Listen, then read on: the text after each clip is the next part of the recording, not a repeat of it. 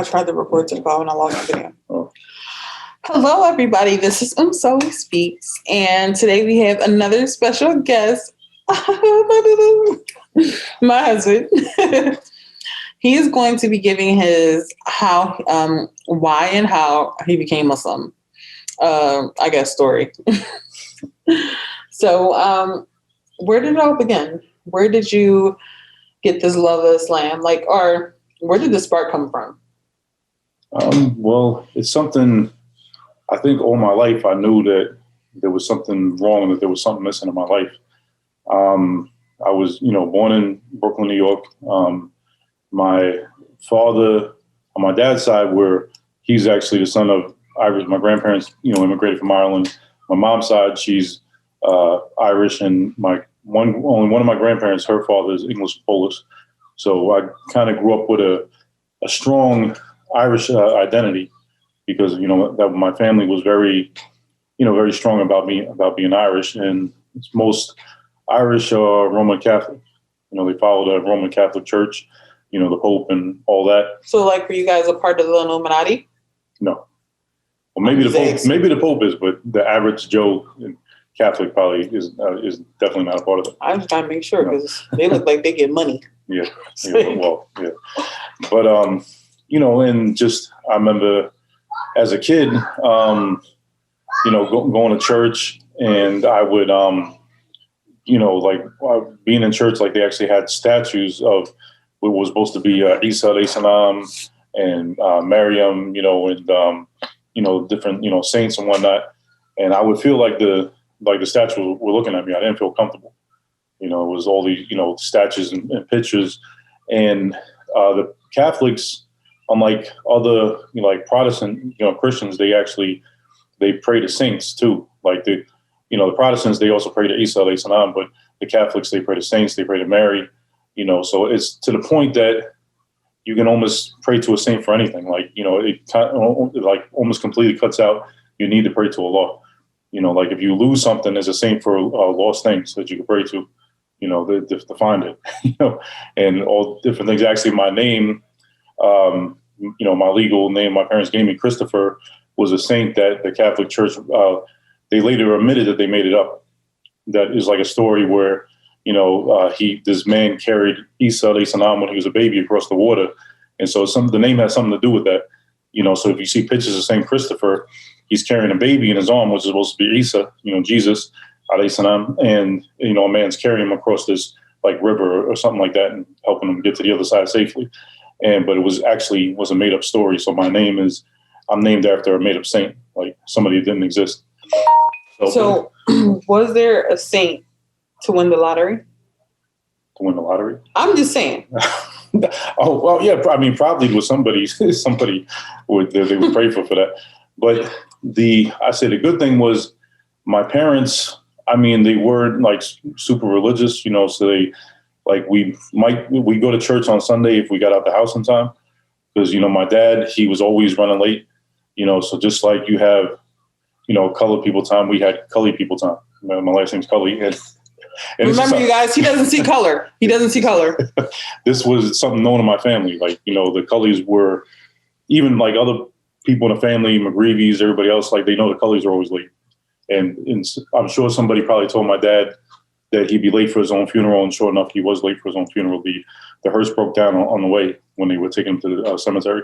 So basically we didn't make it every Sunday, so it wasn't, and my parents didn't push the idea of, praying to saints, and they didn't we knew about the Trinity and everything else, but that, the only thing that they really taught me was to pray to God.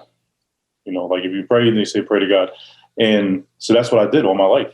I never prayed to a saint. I never prayed to Isa alayhi salam to get to Allah. And it wasn't until much later in life when I was searching, and I came around born again,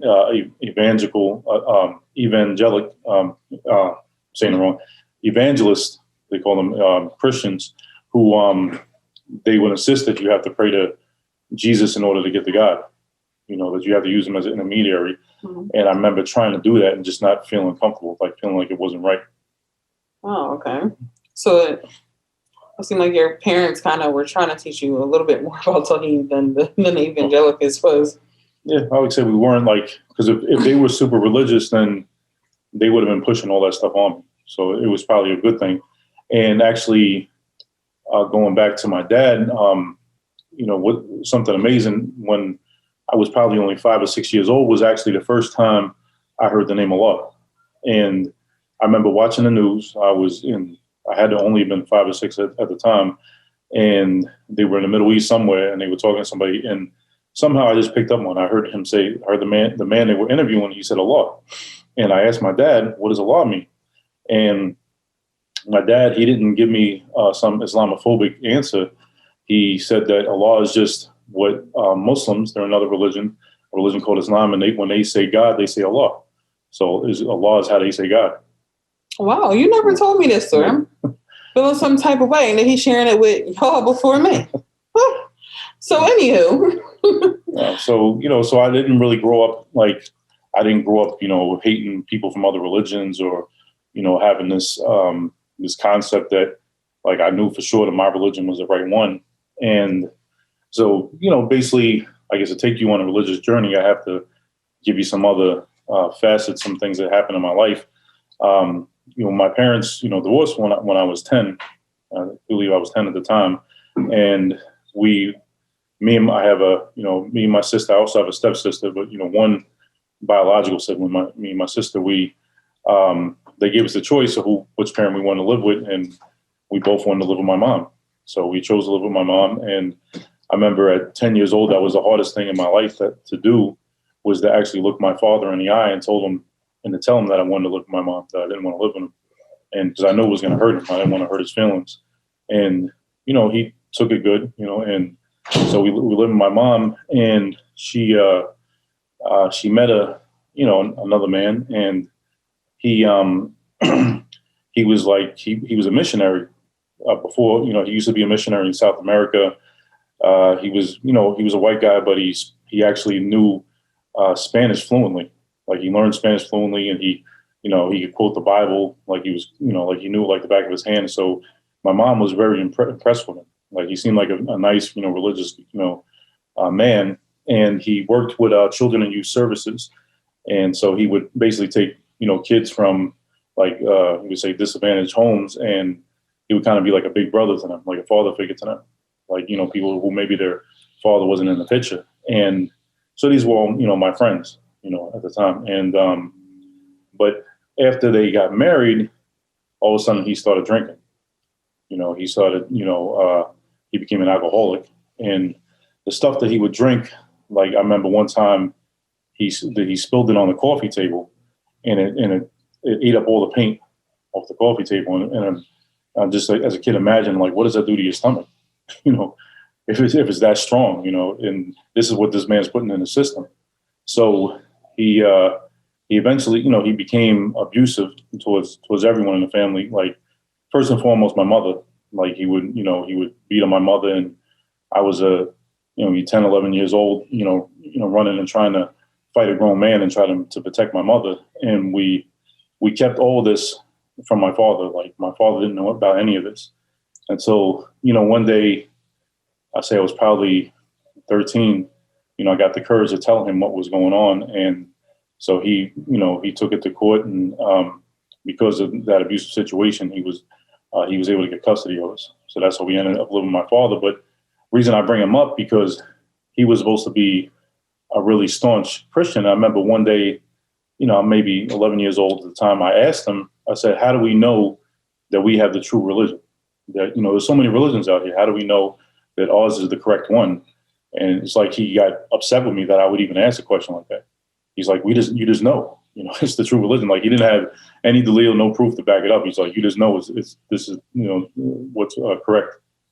But I was very inquisitive as a kid, and like I said, I didn't have any prejudice towards any other religious beliefs. I was open to anyone and everything. So, fast forward.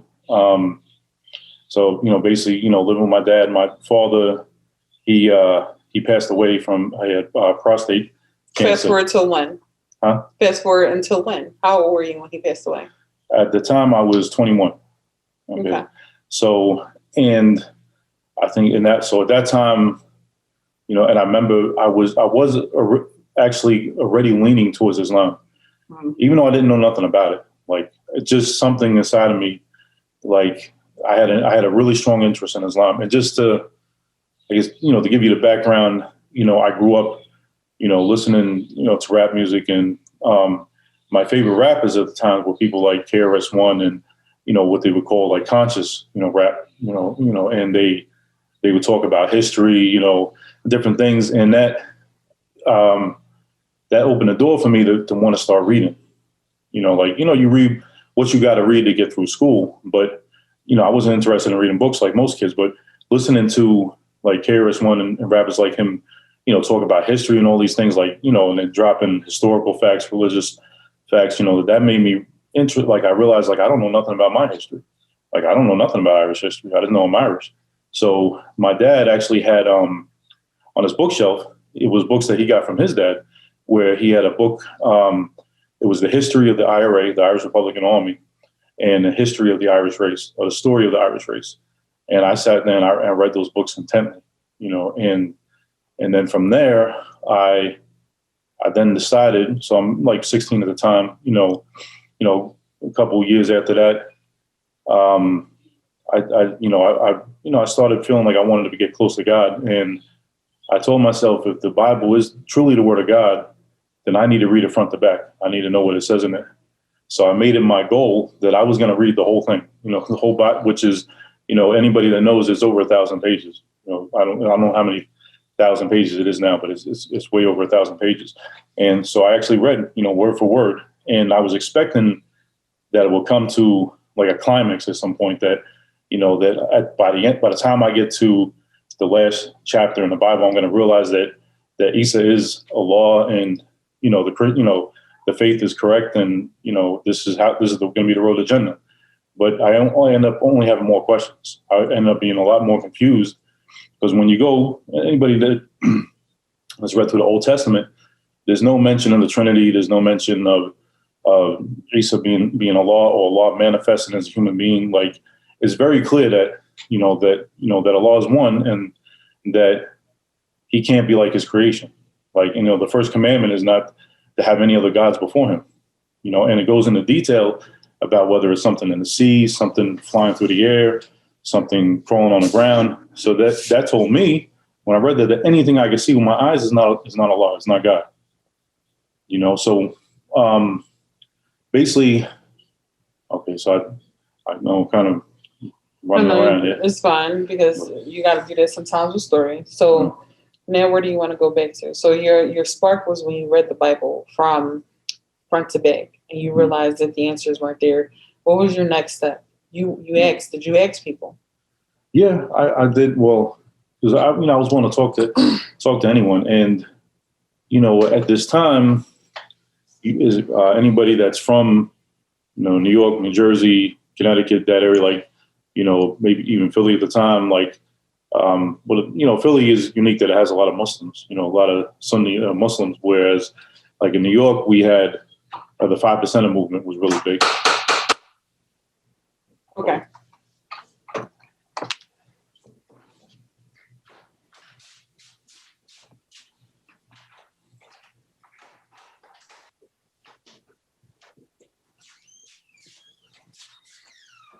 Okay. So our son just came in. So we're ready. Okay. So so the 5% movement was really big, New York, New Jersey, those areas, and so a lot of my friends were 5%ers, and like I said, I was this time I was reading a lot of books. I was reading about, like, I would find books on Islam, books on Christianity, what have you, and so I knew there was a difference. I knew that what the 5%ers were saying and what Islam was, that there had to be a difference there, but I really wasn't, I didn't know enough, about it. And, the funny thing is, the 5%ers, like, anybody that's acquainted with them, they know that they believe that every black man is God, and that, the white man is actually a devil, like we're like subhuman.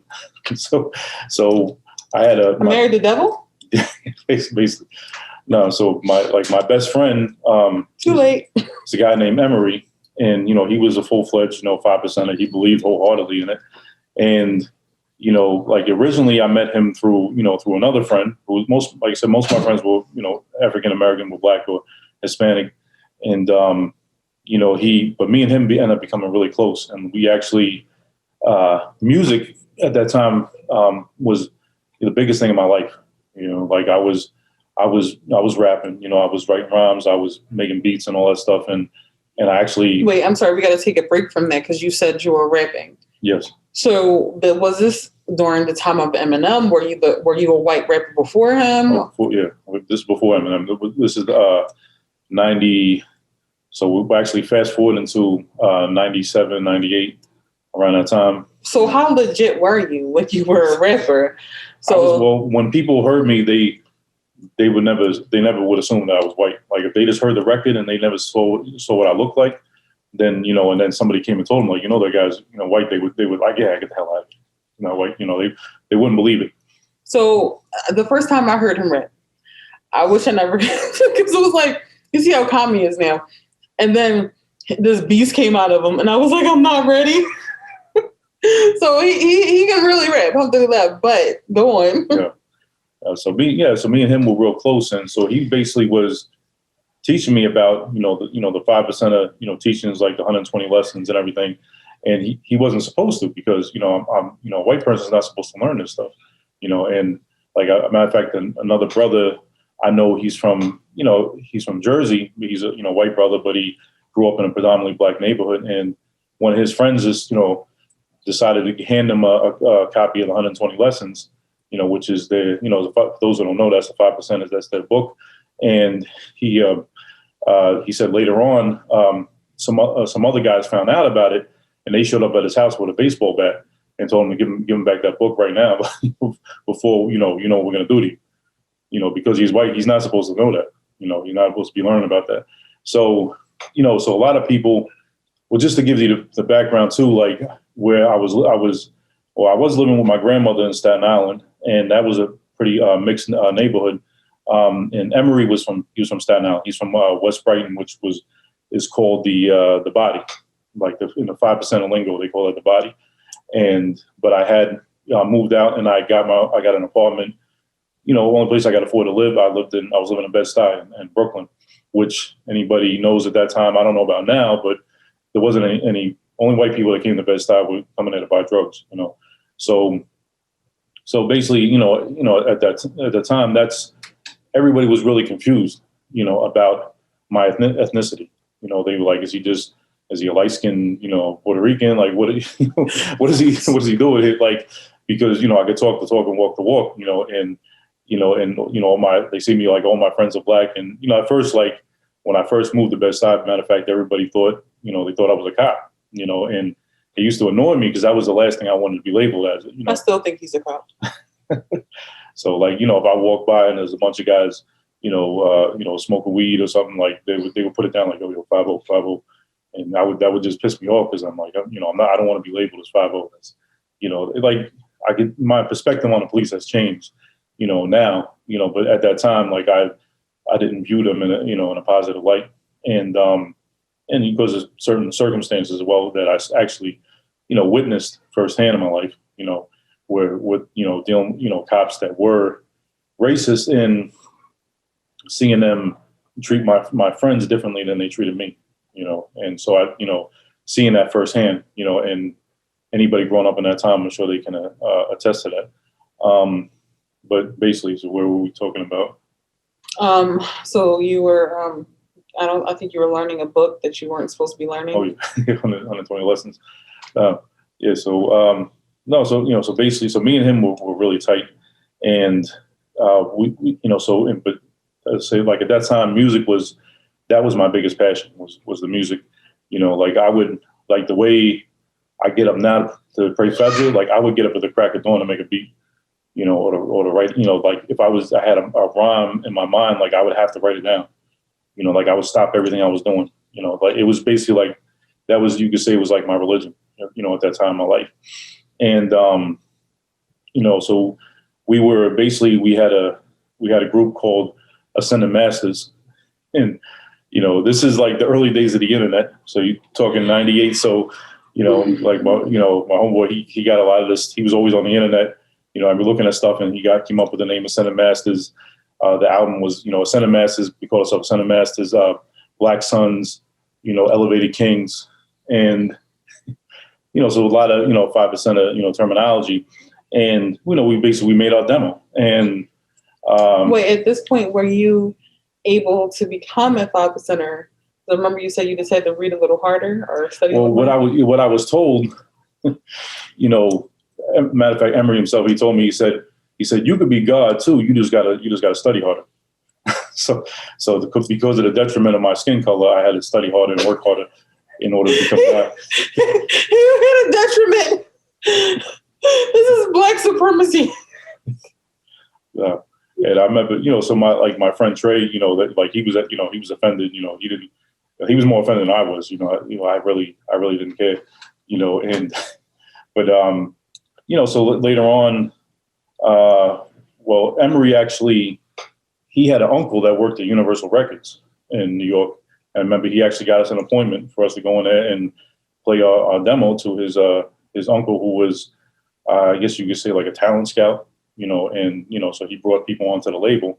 And, alhamdulillah, well, I'd say alhamdulillah, but it went pretty good. Like he seemed like he was interested. We played it for him. And I remember we were in the lobby and the security guard, he was from, Bed-Stuy, and we all, we freestyled. Like even he got in on a freestyle together. It was a cipher? Yeah, it was a cipher. Yeah.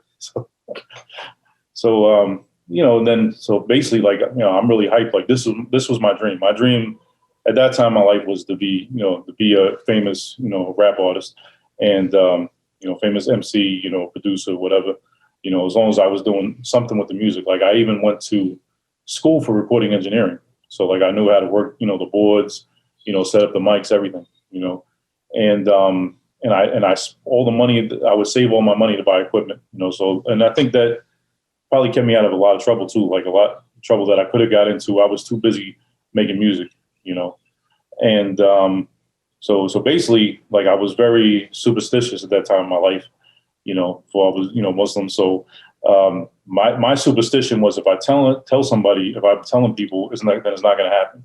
So I remember telling Trey and like, don't tell your family back home, we're going to get this record deal and all this. And as soon as he gets to a phone, he's calling his mom and he's telling me I'm about to get a record deal and all this with Universal Records and everything else. And I'm thinking he's jinxing the whole thing.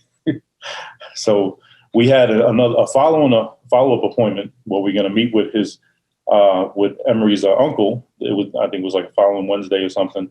And so that day comes around and Emery's nowhere to be found. Like we're calling him, calling his house. We don't know where he is. So we went over to his house. His dad came to the door and he told us that he's in Bellevue. And Bellevue, and anybody that's, from New York, is a psychiatric hospital in New York, So up until this point, we didn't know there was anything wrong with Emery, and so so I remember we visited him and it looked like a completely different person, like he looked, spaced out, like he really, like his mind was, in a different place, when we went to go see him. And I mean, he was still my homie, just, I still loved him, but there was, something you saw that, it was the first time that I saw there was something wrong. And we came to find out that he was bipolar, he had bipolar depression. And he was actually, his dad, at that point broke it down to us what, what's going on with him. He takes medication. When he stops taking his medication, then he just spazzes out and, losing control. And, basically what we found out what happened was he was, as we used to always, like I said, Emery was from Staten Island. We used to take the Staten Island ferry to Manhattan, and going to the city and everything.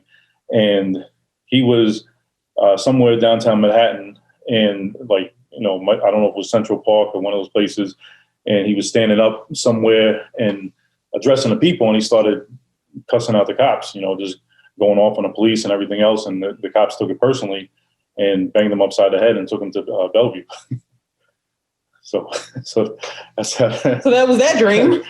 So basically that went down the tubes at that point. That was like, and I realized that as a business decision, that his uncle, he might have, knew his nephew had talent, but he probably didn't want to take that risk, knowing that he's not stable. Like say if the album did blow up and we're on tour and he starts bugging out and, and something happens, then that's it's going to be a bad business decision, basically. So basically, so my rap dreams at that point, it went up in smoke. I didn't give up completely, but I could just say what was going on in New York, like with my friends and everything. And, I was looking around me and I got to a point where I realized that, I wasn't going to make anything out of my life in New York. I needed to change my environment. So my mom was actually living in Charlotte, North Carolina. So I called her up and I was talking to her about living with her. And she actually sent me a letter, like what she was saying, please come live with me, A letter? Yeah. Back then we still wrote letters to each other. This is 98. So basically it started in 99. I moved down to Charlotte, North Carolina. And I'm still searching, like in my religious, search at that time. And it was I don't know if I should get into this with you, but it was the girl next door. Was the hoe next door? Yeah. She was cool. She was from Chicago, and me and her, started. And she basically was the same thing. Like she came and she was living with her dad to get it, to make something out of her life, to get it, because she felt like she wasn't going to make it in Chicago, and I came there to get away from New York, So I started going to church, with her, and she was she became like a born again Christian, and she felt very strongly about her beliefs, and that's what held her down. But it was more, I realized it was a very emotional attachment, so, and I was always a very logical person. And I remember like reading the Bible, and like I see where they quote Isa alayhi salam as saying the Father is greater than I am. So I say to myself, well, how can he be God and someone else be better than be greater than him? It didn't make any sense to me. He'd have to be if he's God too, then he has to be equal to God. And I would see things like that just showing that, stressing the humanity of Isa alayhi salam. Like, right there in the New Testament, there's a lot more that stresses his humanity. If you actually sit there and read the whole thing, then stresses him being the few verses that they take to try to say, okay, this proves he's God. If you take that against all the verses that prove he's only human, then the verses that prove he's only human are going to greatly outweigh all the verses that are going to say that he's God. So I remember I asked her about that. I said, if he's God, how can he's saying the Father's greater than him? It doesn't make any sense. And she just got confused and emotional about it. And she didn't want to, even think about the question. She didn't want to think about anything that would cause her to doubt her faith. And and I was going to church and I was around people, and I was around a lot of, like I say, there's a lot of good people. They have. What kind of Christians were these? Like what? They were evangelicals, like the other ones. Were they? They were evangelical. They were like Baptist. Maybe you could say Baptist. I'm trying to think of the word. It's because there's a few different ones. Because I've been to Baptist, Presbyterian. I've been to a lot of different churches. At that time when I was trying to find the truth, and that particular church she went to, I remember the preacher. He was very fiery. He had the fire and brimstone, and then he'd go back to the singing and dancing. And everybody just had a great time. When we went to church. But I still, she would have to force me to go. I'd go, and I considered myself a Christian. I read the Bible and everything, but a lot of things weren't adding up. A lot of things didn't make sense. And like we would, I was talking about marriage and everything. At that time, and alhamdulillah, it didn't happen. Go on. I'm not going to say nothing. So, at that point, I saw that, that the economy was really strong on technology, and I felt like computers was the way to go. So I talked to a school, a recruit from DeVry University, and the closest DeVry to me at the time, I don't know if they have one in Charlotte now, but back then in '99. The closest one was in Atlanta. So I decided I'm going to move to Atlanta. I'm going to go to DeVry. University. Mm-hmm. So the school recruit, he actually hooked me up with another guy that was from New York, and because he was going to ride too, so we were able to ride down together. There was a guy named Charles. He was from Long Island, and he ended up, me and him ended up beefing, big time, because he was like I could say, he turned out to be a real superficial person, and like a lot of my experiences with with the suburbanites, turned out that way. So what the heck? Go on. Yeah. So basically, so we got to, okay, so I got to Atlanta, and never in my wildest dreams would I thought that I was going to become a Muslim.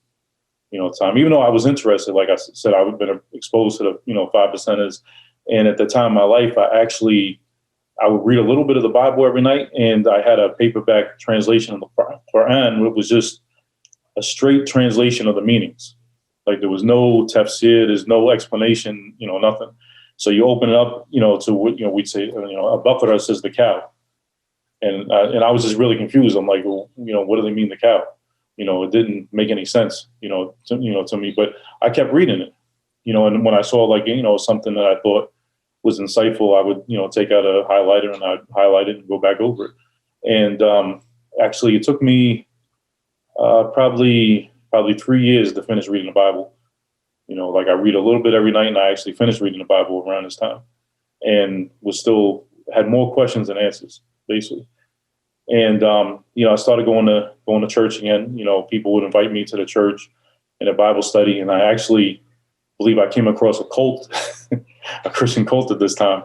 Like when I was going to Durai, they put us in these this apartment complex that was right next to the school, so you could walk to school, and you ended up with like 3 other roommates. It was like a 2-bedroom apartment, so it was you and another guy in one room, and then 2 other guys in the other room, and but it saved us on the rent money, But at the same time, you have to deal with coming home and like, who just ate my chicken wings? Like the whole bag of chicken wings is missing, and nobody knows who did it. You know what I'm saying? So it's like you're spending money for somebody else that don't want to spend money on food. You digress. Yeah. So basically, one day I got a knock on the door, and this guy, he had some mail, and it was addressed to me, and he said it came to his apartment by probably by mistake. And so we started talking, and he just started asking about my my belief in God and my religion and stuff like that. And he was part of some church and everything, and he invited me. Sound like a setup. Yeah, I mean that's what I'm thinking. And like in retrospect, it probably was a setup from the gate. So he's telling me about his church, and so we so he invites me to his church, and ends up as the same church that a speech from Arrested Development went to. If anybody that's familiar with Arrested Development, which of course they were a big group, early 90s, and I actually got to meet speech, at the church, and everybody at the church was like real hype and like super nice, and to the point that it was like superficial nice. I just feel like nobody's like this happy all the time, or like smiling and laughing all the time. Like you're gonna go through. Everybody goes through things in their life. Nobody's life is that easy just because you became a born again Christian now. Like your life is like just giggles and smiles and everything. Mm-hmm. So I knew that it's alhamdulillah, I come from a family that's very like if it sounds too good to be true, then it's too good to be true. Like they suspect everything. Mm-hmm. Like my family suspects everything, so we don't. You can't really get us with the okie doke, But at any rate, I remember like over a course of like a week, like they're talking with me, they're getting to know me, and it's like they're taking notes because what happened. Like after a week, we sit down, and this is like maybe this is the final stage of what's the initiation. I don't into the group. So, and then the guy, he just starts blasting me with like probably every sin that I mentioned offhandedly to him, just in regular conversation. Like, and he's when you were selling drugs, you put Jesus on that cross, and when you did this, you fornicated with that girl, you put Jesus on that cross. Like everything that I might have just mentioned him just in casual conversation because I thought we were just conversating. He's screaming at, and like he's literally screaming at me. His spit's coming out of his mouth, his hands shaking, and telling me how I put Jesus on the cross. And I guess it was supposed to have an emotional effect. Like, I think they expected me to break down crying and then saying, did I accept Jesus as my Lord and Savior? But it didn't have that effect on me. I just, I was actually I was annoyed that he's sitting there, like stuff that I told him confidentially, he's like throwing in my face now. That's how I felt about it. So after that, I'm like, all right, I took the religious tongue lesson, and and I remember like. So did you do the Michelle Obama when they go low? Did you go high? I went high. I guess I don't know. I mean, because I didn't take it to the. But I remember like so then he would still like be following me to class, the same dude, and like I'm walking to class and he just pops up out of nowhere, and so that's when like the Brooklyn came out of me. I'm like, look, dude, I came here to go to school. You know what I'm saying? I didn't come, I believe in God and everything, but I didn't come here to become part of your group or whatever it is. You just need to leave me alone. And after that, they left me alone. So just to give you a religious, the idea of religious background that it was in. And so basically, but, I'm still searching, I'm going to different churches and like, it was funny because you go to like say one of your coworkers, they invite you to their church and then somebody else comes and invites you to the church, and I thought that was cool. Like another coworker might come and invite me to their church the following Sunday, then I go there. Now the coworker that previously invited me to their church, they're mad at me because I went to the other person's church. I'm like, well, we're all supposed to be Christians, so what's the big deal? Like that. All right, I gotta take a break. So you went from being a Catholic, evangelicus, 5%er, okay. Then back to Christianity. What was your name when you were a 5%er? C-Note. Break it down. Cipher Nation. Understanding Nation, Cipher Truth Equality. So every letter in the 5% of lingo has every letter has a meaning. Like because C-Note was actually my rap name, which my stage name, which one of my homeboys gave to me. Before I was actually before a show, and I had the same name from the 80s, which didn't really work anymore in the 90s. Like when I was a kid, I called myself CC Cool, which is Chris Cully's Cool, so it was my initials and then Cool. That was back in LL Cool J, and like everybody had names like that. But, in the 90s, that wasn't really swinging anymore. So I remember it was like right before I was about to do a talent show. It was me and my friend Trey that I told you about, and we were about to get on stage, and I'm thinking of a name. And it was my home. You actually met him, Stevie. Stevie actually came up with it. He said, "Stevie crazy." Yeah, he said C-Note because I was about that money back then. So so he called me C-Note, and I kept it. The name stuck, and that became my like official name with the crew, the street name, everything. All of us had a nickname, and that was my nickname. Everybody knew me as C-Note, or they just call me C. But so every letter has a meaning and it also has a number, so you can like do the math on it. Like like my homeboy Emery, like he used to like he would make up a name, like he would just make up a name like and use in his system, and then he would have a number with an X at the end. And the number would come out of that name. Like he would add up the letters of the name. So like his name, when we first started hanging out, he called himself Taikufu 36X, because Taikufu, the letters, the numbers that are reflected in the letters, they added up to, I guess, the 36. Okay, so he became Taikufu 36X, and then later on he became Sahodis, and he gave me the breakdown, the mathematical equations on that name, and you actually start calling him Sahodis. Sahodis, yeah. Y'all stupid. So yeah, just thinking about, because I can't imagine just knowing Stevie right now and then like the dumb stuff that you're talking. Well, yeah, I mean that's what it was back then. Like it was either, I mean, especially in Staten Island. Staten Island, the 5%er thing was really big. Like that was. I bet you Scott was pissed. Yeah, that was the regular lingo. Like, because I remember, because I was raised Catholic, so like, I'm hanging out in like, maybe the late 80s, and I'm hearing people call each other God, and I'm like, well, this is sacrilegious. Like, you can't call somebody else God. It's like, well, God. But that became the lingo to the point that even people that weren't 5%ers that walk around, what up, God? What's today's science, God? What's today's math, God? That's how everybody talked. Okay, so let's big up. So now you're Christian again, but you're not in a Christian cult. Yeah. So you're still in DeBry. So what was the next steps after DeBry for you to become Muslim? Well, it basically, like, I was like really around this time in my life, I was determined to know. I really wanted to know the truth about Islam. I wanted to know because, like, there's so much in the media and everything. I wanted to know for myself, and I came up, with the idea that I'm just going to walk into a mosque and ask questions. Mm-hmm. And I was going to do that. I remember I looked, back then we had a phone book, like nobody used a phone book anymore.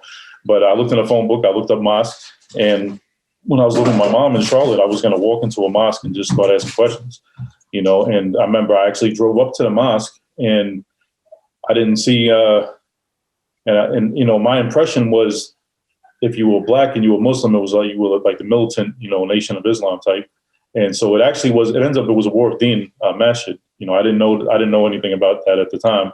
When I pulled up, all I saw was Black people coming out of the mosque, and I'm thinking, they're going to think I'm a white devil and everything else. And so I think I talked myself out of it. So I didn't go in, but that persisted. And so I found out where a mosque was in Atlanta. I was living in Atlanta at the time, and and that just was the first one I saw in the phone book, which happened to be, I believe it's 14th Street, Al Farouk. Anybody from Atlanta, I'm sure they know where Al Farouk is. And so I actually remember my sister came to visit me, and she came with one of her friends, and we were supposed to go to a club. We were supposed to go party that night. And what happened, this is before GPS. So alhamdulillah, before GPS, because I couldn't find the club. I'm driving around Atlanta, I couldn't find it. And so I remembered, well, while I'm down here, I'm in downtown Atlanta, like, why don't I look? So I knew that the mosque was around there. I said, let me go see if I can find that mosque. So I just drove around and I found out where it was. And so I told myself, okay, tomorrow I'm just going to go there. And I think it was actually a Sunday. So I didn't know how to dress, what to do. So I put on a suit and tie like I was going to church, and I showed up at the mosque. You went to a suit and tie at the masjid? Oh, yeah. And back then I didn't have this beard. I just had a little goatee. They probably thought you was Mormon. Who knows? So I took my shoes off, and I saw everybody taking their shoes off. So I was just following what everybody else was doing too. And I walked inside, and I was just amazed at the fact, like, the whole time I'm just sitting there nervous, like thinking everybody's gonna know I'm not Muslim. They're gonna know, right? They're gonna just. It was a suit. But nobody seemed to care or notice. You know what I'm saying? And like, people would come to me and they would give me salams. They said "Assalamu alaikum." I didn't even know what the reply was. I was going like, Wait, what? No, what'd you do? So, because I had no idea, like, I was embarrassed, that I didn't know how to, I'm hanging around with all these 5%ers in New York, and I didn't know how to say wa alaikum salam. You think I would at least know how to say that? I know, with the cipher. So basically, then they got up to make salat, and it was either Dhuhr or Asr prayer, probably. And so I just got up with everybody else, and so the whole time we're in the salat, I'm watching everybody. I see someone go like this, so I go like this, I see them go like that, and just followed everybody in the whole salat. So after the salat, there was a brother sitting next to me. No. And not right now. Okay. The brother sitting next to me, and he said, "How long you been Muslim?" And I told him, actually, I was okay. He gave me salams first, and I was like, because I didn't know what to say. And nobody caught one. He asked me, "Well, how long you been Muslim?" I said, "Actually, I'm not Muslim." And okay. He was a little surprised, like, I'm Muslim. It's like he just prayed salat right next to me. And I said, "Well, I just came here out of curiosity. I said, I'm a Christian, and I wanted to find out about Islam." And he was like, "Oh," he was on it. Like, I'm gonna get this ajr from Allah. This might be a ticket to Jannah. This brother was on it. He grabbed his cell phone out of his pocket. No, go ahead, shoot. Brother's good up. No, not right this week. So he called up. I gave him a little bit about my background. That I'm Irish descent from New York. And you told him about that the brag guy. Braga, no, I Okay. didn't tell him about that. So he put me on the phone with a guy who was like, he was from like upstate New York. He was from like Buffalo, and he was, some of the Irish, and when he was reading the Bible growing up, he had a lot of questions, and he ended up coming to Islam, and he started breaking stuff down for me, like what he was talking about, like how Paul changed the message of Isa alayhi salam, and like it started to make sense because when I used to read the like letters of Paul in the New Testament, and you see how everything changed so drastically from what the apostles were upon to what he was pushing, so it started to make sense. And so with his brother, he was an Egyptian brother. His brother name was Akmel, and may Allah preserve him, and Jazakallah khair, for helping me through the door to become a Muslim. Okay, and what was the name again? Go ahead. Go in the room. I'm gonna give you a cookie in a little bit. That's where we have to do it. Okay. What was his name again? Akmel Taha. Thank you, Akmel Taha. Yes. May Allah reward you. I mean, he was from Egypt, and so I started just meeting with him. We exchanged phone numbers, and I meet with him every day for like, it was like a week. Like, I come meet him at a masjid, and he would, of course, so now I'm learning the terms. Masjid is not a mosque, it's a masjid, and he showed me how to make wudu and how to pray and everything. And at this point, I think I'm Muslim already. Like, I didn't know nothing about. He didn't say anything about the shahada. And he was teaching me everything about the shahada.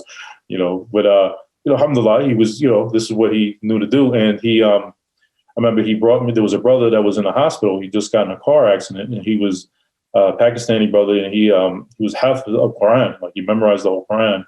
And they said, like, because the car accident actually affected his brain, so like he might, like, somebody might come in a room, and he couldn't. It could be like somebody he knew all his life. It could be his mother could walk in a room and he wouldn't recognize it. But if you start reciting the Quran, like wherever you start at, he'll start back up and finish it. Oh wow! That's how good his memory was with Quran. And so I remember I walked in the hospital room, and so it's me, Irish guy from New York, Egyptian brother, and you get in the room. There's a Puerto Rican brother. This white, blonde-haired, blue-eyed brother, like, and so he's like the classical, archetype of the white devil with with the Nation of Islam, and he blonde hair, blue eyes, speaking Arabic, and like outside, like this is like a real shocker for me. Like, it was like there's another Pakistani brother, and then the brother in the hospital is Pakistani, but I'm seeing his brotherhood like amongst all races and ethnicities, and that was something that really really got me, and so I remember I'm talking with the brother who's in the hospital who had the car accident, and I didn't, he asked me if I took shahada. I'm like, what's shahada? I don't know what shahada is, and he explained to me what it was. Shahadu la ilaha illallah Muhammad Rasulullah, and he said that you never know. He said you can walk out this hospital and I can go home. Like, we never know when we're gonna die. So it was important, and I really didn't have any hesitation. Like, I went to the bathroom, I made wudu, and then I came back out and I took shahada, right then and there, and alhamdulillah, like, I became, really tight with those brothers, and the Puerto Rican brother, his original name was Juan, so he changed it to Yahya, John, and me and him became really, and he was into the music too, and we were going to do Islamic hip hop. Because we both were new to the deen and we didn't know anything. We didn't know the music was haram, and I remember we actually started to get to work on it, and but we were like the masjid we were going to. So as a new Muslim, you don't know who's who. Like, you have all these different sects, and you think I was really I could say for myself, I was really naive. I thought all the Muslims were on the same page. That we're all on this thing together. And then you start seeing the differences. And so the masjid that we were going to, which was in Norcross, Georgia, they had like a Sufi, Tablighi leaning, and of course I had no idea who the Tablighis were. So the imam in the masjid, mashallah, he gave some of the best exhortations, khutab, the best sermons I ever heard in my life. Like, his sermons were like, just really get right into your heart, and make you, love this deen. But he was upon bid'ah, and we didn't, we didn't know it. And I remember we were trying to get a straight answer from, because, like some Sufis, they're into the music thing. Like have the Sufis that twirl around, the dervishes and all that stuff. And so they don't see anything wrong with music. So I think he didn't want to get caught up. So he wouldn't give us a straight answer. It's like one day he say it's halal, one day he say it's haram, or it's like it's halal if you just use drums with no musical instruments. But then, so we were like just really confused, because we really honestly wanted to know we didn't want to do anything that was haram. We want to know if it's halal or not. We we're new Muslims, and we want to do, we're doing our best to try to follow the Prophet sallallahu alaihi wasallam, and so basically how I came to the Salafi Dawah was, at that time, I started working for the brother Ahmed. He sold cars, so I was actually like his salesman, on the car. Like I would open up the car lot in the morning and everything else. And, but the money wasn't coming like the previous, job I had. And, I went so far as I changed my name and everything, like. You changed it legally? No, not legally, but just, I'm about to say. I was just like, I was so gun ho, like, because I remember we can use that name. A year before I became Muslim, when I was in college at the Rye, I remember I got on my knees one night and I asked, I said, I told God, like I said, I don't know whether to call you God, Jesus, Allah, Buddha, I'm confused, please guide me to the truth. And about a year after that is when I became Muslim. And I remember I was in the masjid, and they had the 99 names of Allah, on the wall. And, I now know that there's some ikhtilaf about, what is the, not a proof that Rashid is one of the names of Allah, but that was on there, and I saw Rashid, and the translation of what it meant was guidance to the light and truth. So when I saw that, I was like, well, that's what I was looking for. So I chose the name Rashid, and, and the brothers were telling me that, from the most beloved names to Allah is Abdullah, slave of Allah. So I started calling myself Abdul Rashid, and I actually fully, I remember, because this is back when we still had answer machines. Like nobody has an answer machine anymore. You got voicemail. But I remember my answer machine and my greeting, I changed it. Said, you reached the phone of Abdul Rashid Muhammad. Please leave a message after the beep. And I remember my aunt called, and she was like, what the hell is that? Wait, your last name was Muhammad? Yeah, I changed my name. Oh my everything. God. So like, she left me a message. She left messages like, Christopher, what is this? And, so I called her and I explained to her, I'm a Muslim now and everything. And she's like, okay, like you got to change your name. Like, well, yeah, because I was so hyped. I didn't care what anybody had to say, at this stage, and, so eventually, it might've been part of her plan to get me back to Catholicism, but, you understand my father was the baby boy in the family. He was their little brother, so him, when he passed away, like I'm his only son, so that's like, for them, I think it's still a connection. They felt like obliged to look out for me for his sake, so my aunts, they wanted me to finish school, and, this one second. Yo, Solly, come on, be quiet. So they, so she invited me to live with her, and they would live in Hazlitt, New Jersey, and so I can go back to school, and I can work and try to get a career, try to get a degree, and so that's what I went up there with. It was my plan, and we would have little debates and everything, and she would always get upset, during the debate, like she couldn't understand why it wasn't okay for God to have a son, and I explained to her if God had a son, is someone, because he didn't have a baby mom. Yeah, yeah. I mean, when I explained that to her, and like just I was getting in, eventually she started then she would start taking newspaper clippings. Like every time there was a Muslim that committed some act of terrorism, she would put a newspaper clipping on the dining room table for me when I got home. And so what I did.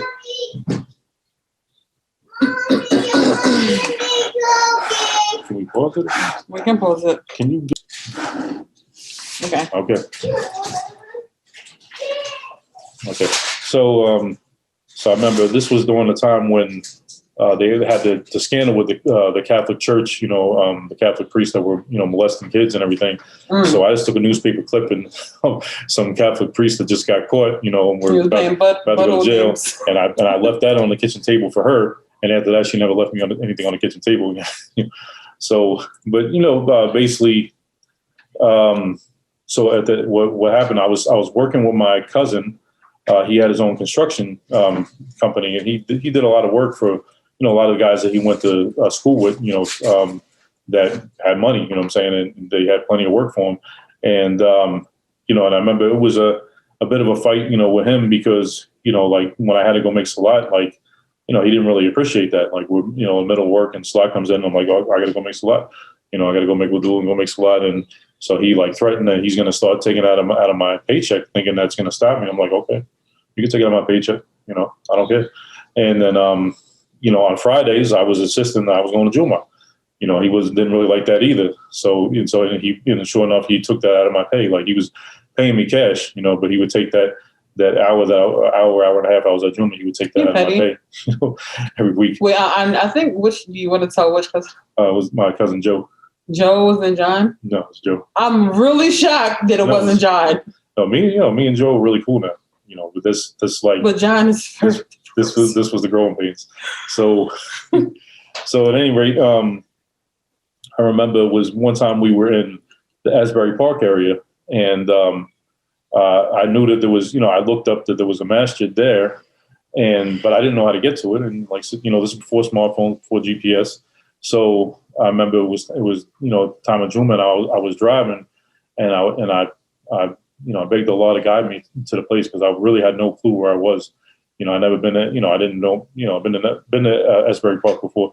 And so I'm just driving, and as I'm making dua, I look up and, there's Maktabat al-Bayan, Masjid al-Bayan, which was the masjid where Dawood Adib was the imam at the time, and that was the only, masjid there that was on a Salafi Dawah, and probably the closest one to me that was on a Salafi Dawah. So that was where I got my introduction to the Salafi Dawah, because there was actually quite a few brothers at that time that, younger brothers. So you knew him for a minute? Oh yeah, this was right back in 2000. You saw it was a girl? Please. That's enough. So at any rate, so I got to know, like, there was some brothers like my age, and we started hanging out, and one of them, he actually offered me a job, and I quit on my cousin, and so I was working with Muslims now, and there was a couple of them actually were going to school in Medina University, and there was one brother in particular. What I liked is, he wasn't the type that was going to like just slap you upside the head with something like, you're doing this wrong, you're doing that wrong. Like if I did something, that wasn't according to the Sunnah, he would actually bring me the proof. After the Salat, like I remember there was a lot of stuff that I learned that might have been, cultural practices or whatever when I was in Atlanta that, that I didn't have any proof for it. It was just that what I saw other people doing, mimicking other people and what other people told me to do that wasn't based on knowledge. But he would actually, he had the adab to actually, show me the proof. Like he would go pick up like Sahih Bukhari, Sahih Muslim, and he'd go to the hadith and he'd show me, and that made it a lot easier for me to accept. There wasn't no, argument or what have you. Like, you see with some people, they assume that you should know something. We're learning every day, and this deen is very vast, and like when I was in Atlanta and the brothers I was around there, they I remember like we had a talk about one of the brothers, the same white brother that was in the hospital I told you about, with blonde hair, blue eyed white brother. I remember him saying that the Sunnah was so vast that you had to pick a madhab. You can't learn it all. And that immediately turned me off because it made me feel like it reminded me of Christianity, like with all the different denominations and, this one's Catholic, this one's Protestant, this one's Baptist, and a split. So like when, the whole thing that I have to choose a madhab, that didn't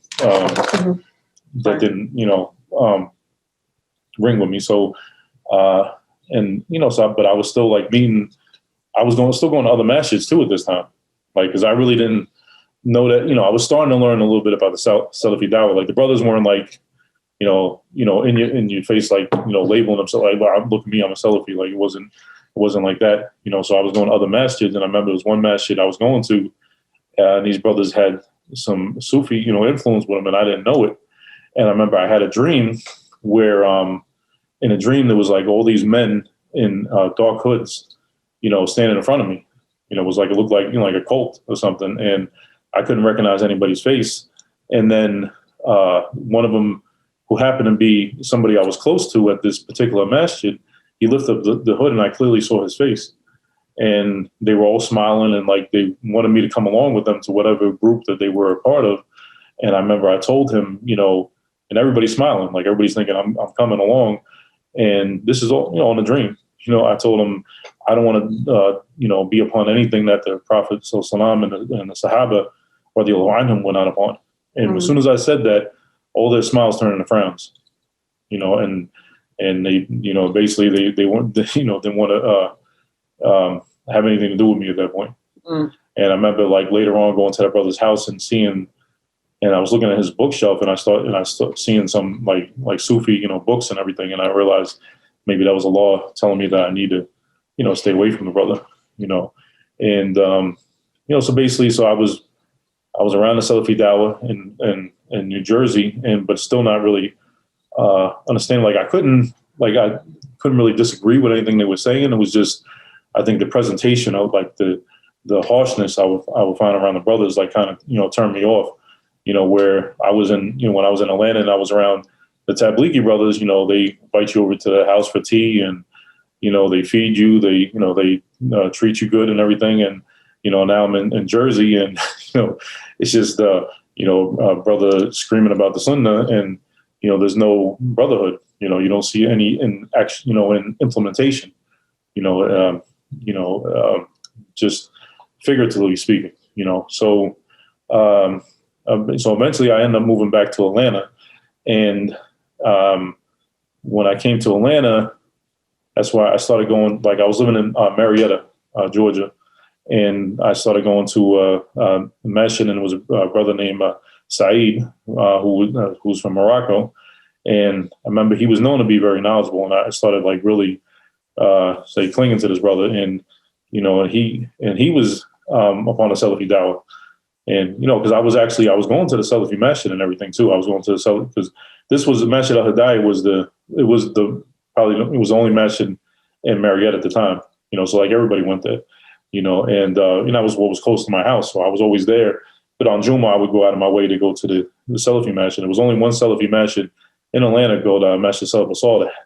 And the same thing when you went there, there was, some brothers that were nice and cordial, but most, you find that harshness, like you walk in the door and they're looking, to see what a bid'ah is, like, they're already suspecting you, saying instead of welcoming you with open arms, and, in the other message, you don't get that, so that's one of I think the biggest problems we have in America with the Dawah is that we run people away with our character, a bad character. And like, it's not about, the streets anymore. So we have to put that behind us, and, and it's about, bringing people to, to the correct, to the deen, understanding the deen and practicing it correctly.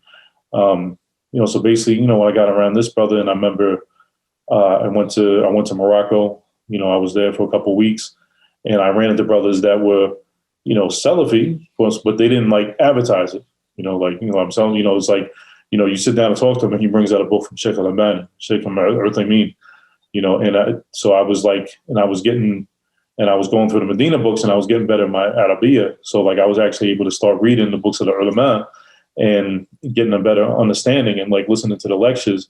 And that was when I fell in love with Salafiyyah, and I finally started feeling comfortable, calling Thank you, myself Morocco. Thanks, Morocco.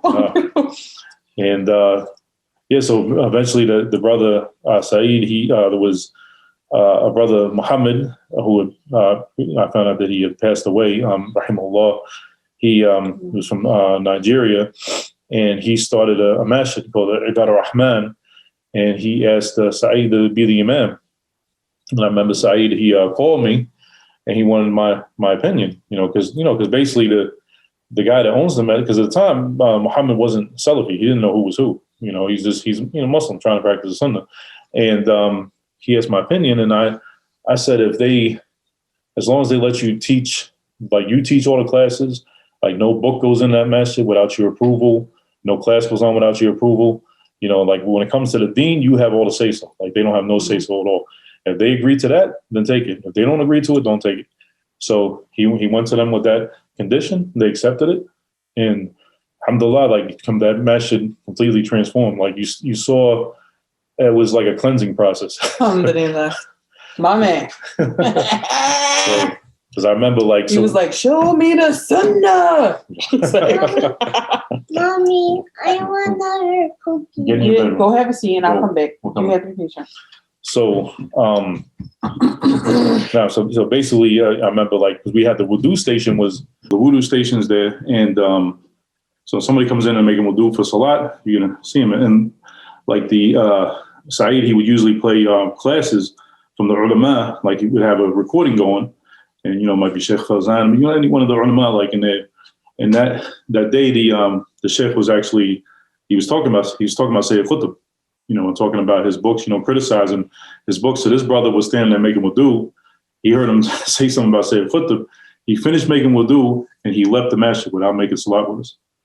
Like he was so offended, by that. Who's that though? Like you Sayyid Qutb is, he was the intellectual. You said intellectual though.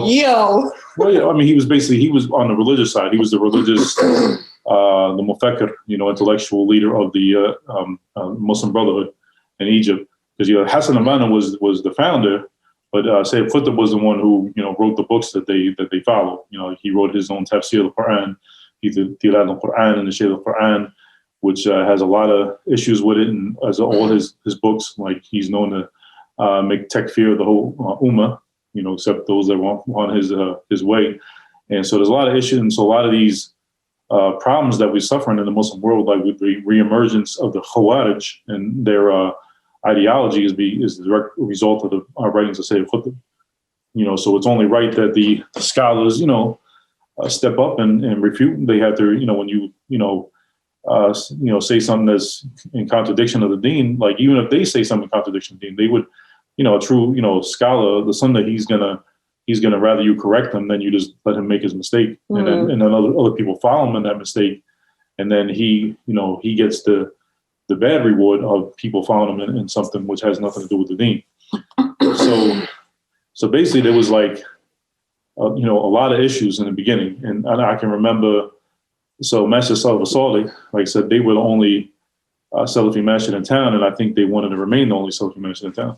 So I know I'm probably going to get some people angry with what I'm talking about now, but basically, I remember they were trying to, refute Saeed to, prevent him from taking that position. They didn't want there to be another Salafi masjid in town.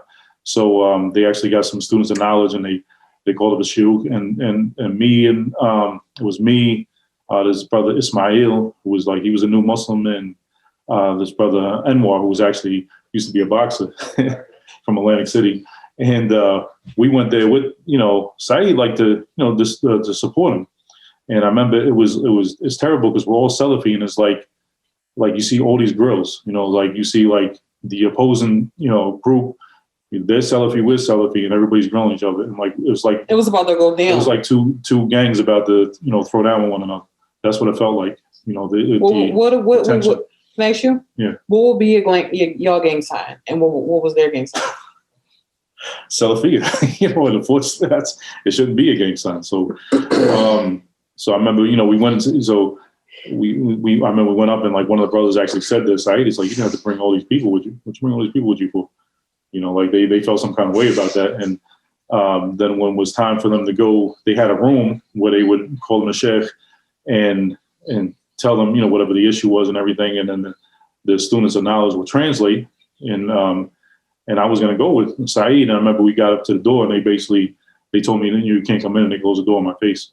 Whoa. And I remember I felt so bad. Like I was thinking, well, maybe I didn't want to make a scene. I'm inside the masjid and everything, but I'm like, because I know they're going to make Saeed feel uncomfortable, and they're going to try to pressure him to not be the imam of this other masjid, so they can remain, that's, I mean, Allah knows best, but that's what I felt like the intention was. And alhamdulillah, Saidi, he persevered through it, and he kept going, kept pushing the dawah, and he actually had a connection with the Mashaykh, directly, where he could be able to call the Mashaykh, and we had classes, and there was a lot of benefits. So like all the Salafis, Marietta that were driving to Simpson Road and Masjid Salaf Asali, and then when it was in Decatur, they started coming in, and it was a lot of splits, a lot of stuff that happened.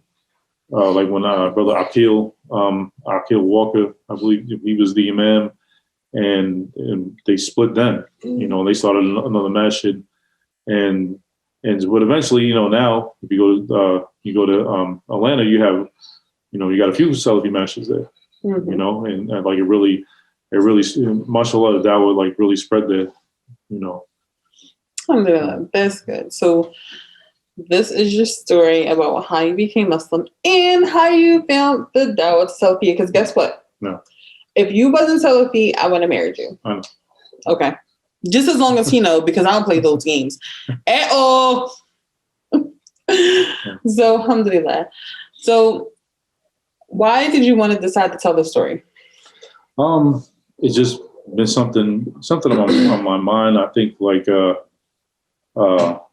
with the video you did with the brother Gareth, and it just like it made me think about like how the harm that a lot of Salafis were doing to the dawah, in this country, and the way that we're treating people, and people coming in and may sincerely want to learn the deen, and they're being pushed away, Yeah. And it's not it's not everybody, It's not everybody, but to me, just my experience, like in Philly, I'm a Philadelphia Muslim who, I was born Muslim, so I don't have a coming to the deen story, but my coming to the dawah story is,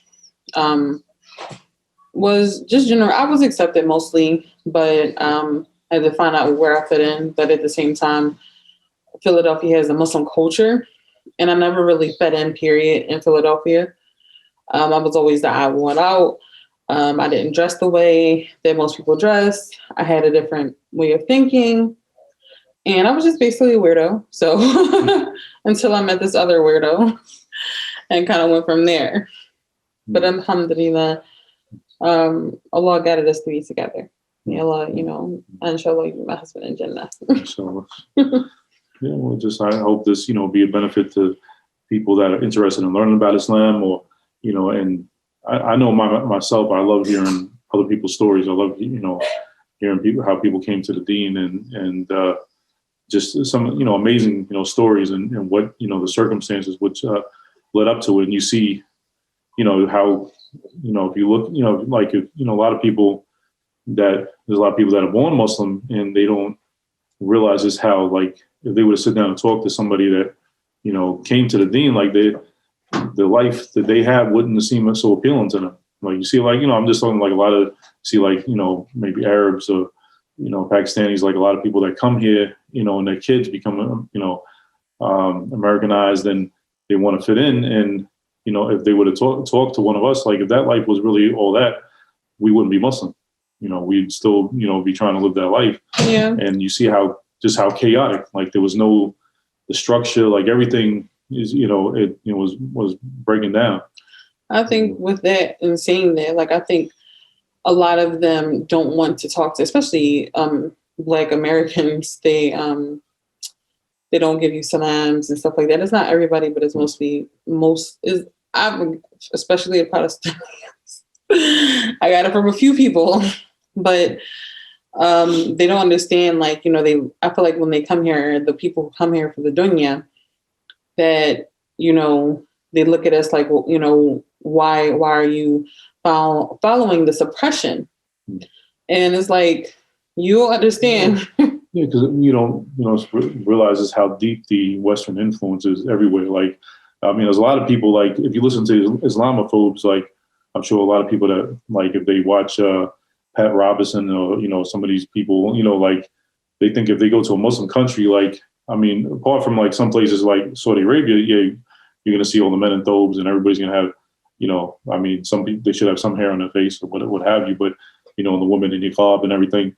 But most Muslim countries you go to, they're very westernized. And like, you're going to see a woman without niqab, you're going to, without hijab, period, men in blue jeans and T-shirts, and they look like just like any other person like that.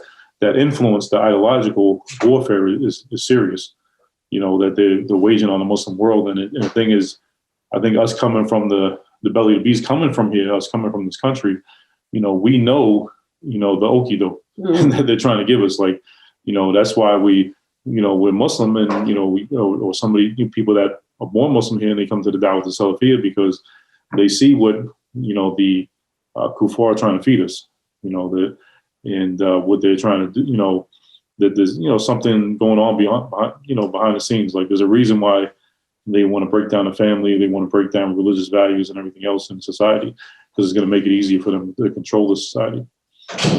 Yeah. So on the inshallah, I think we made this long enough. I know. So this is Sully with Sully Speaks, and your YouTube. The Wadaluga, is to help people learn Arabic. We have videos that were actually have like Egyptian Arabic phrases that are translated back into Arabic, and so you can, whether if you want to be able to conversate, because that's one thing I found. Like, it's one thing to read from the books, but to be able to hold a conversation with someone, you got to be able to speak the way that people speak. So, but if you don't want to learn the colloquial, then it gives you the option of being able to phrase it, like using it as a framework to phrase your conversation in strictly Fusha. Okay. Follow his channel. All right. Peace, love, and soul.